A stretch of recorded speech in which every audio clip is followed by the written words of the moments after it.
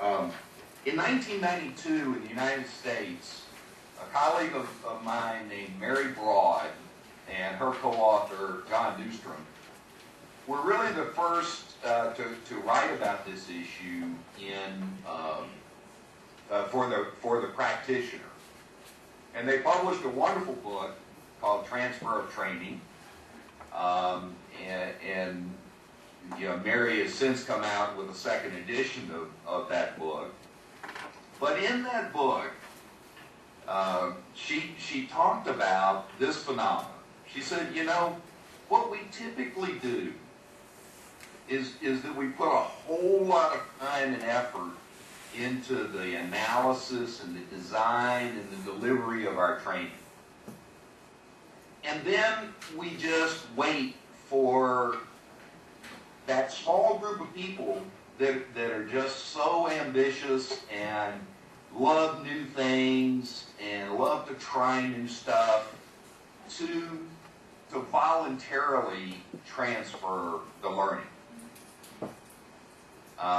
I just wrote something on my blog the other day about this phenomena, that if any of you have ever looked at what's called the diffusion of innovation research, we know that about 15% of any group of people will grab on to new ideas and new things pretty readily and do something with them.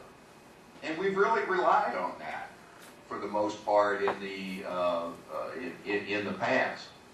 Next slide, please.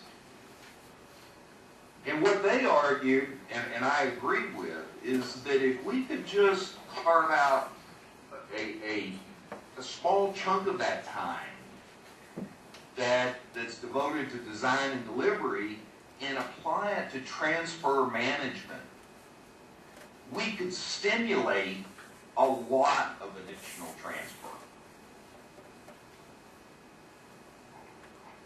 Next slide.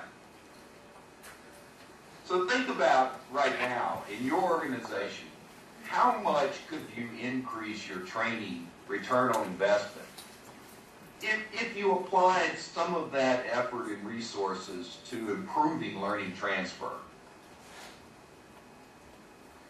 In my experience, I believe that most organizations could double their transfer rates with only a modest amount of effort. And that would be a huge increase in the return on investment. Next slide, please. Now, purpose number 4 is kind of a caveat to this, and that is that the interventions are only going to work where the explicit goal of training is performance improvement. I mention this because, at least in the United States, you know, there's a lot of training done just to meet government regulations.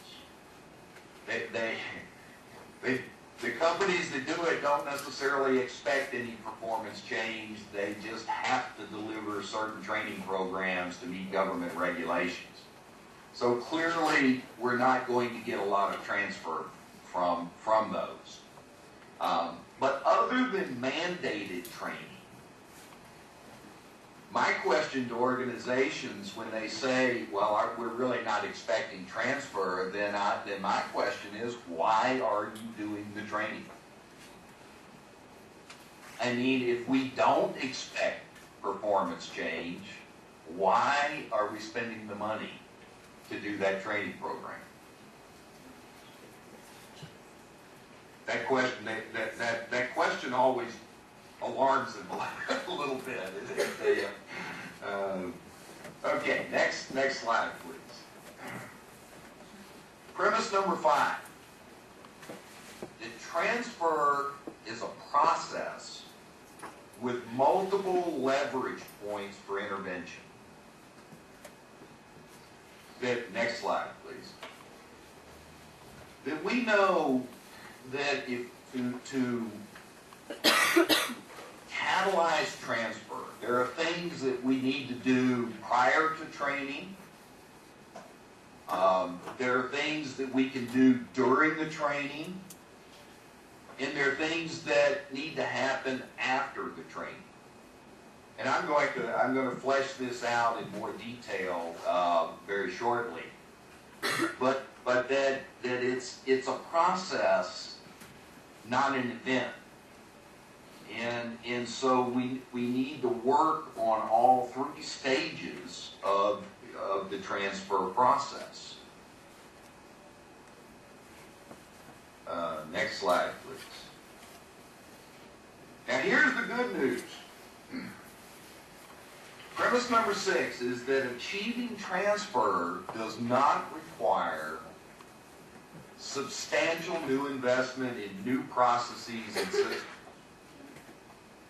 You know, I used to teach a workshop to managers, mid-level managers, about their role in achieving learning transfer inside organizations.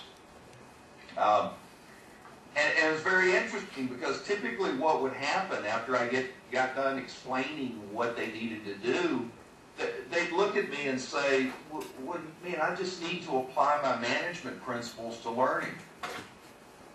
I said, yeah, basically. But you know what? I used to run an MBA program, and I've done a lot of management and leadership development over the years, and I've never seen a program that had a module included on what supervisors and managers should be doing to facilitate learning transfer. I'm sure there's one out there somewhere, but I haven't seen it yet. So is it any surprise then that the work environment is not a catalyst for transfer?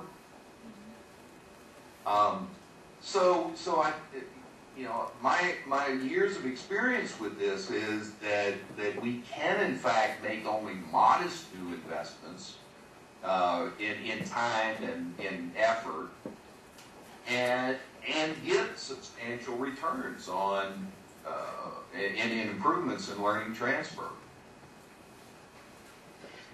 Okay, next slide, please.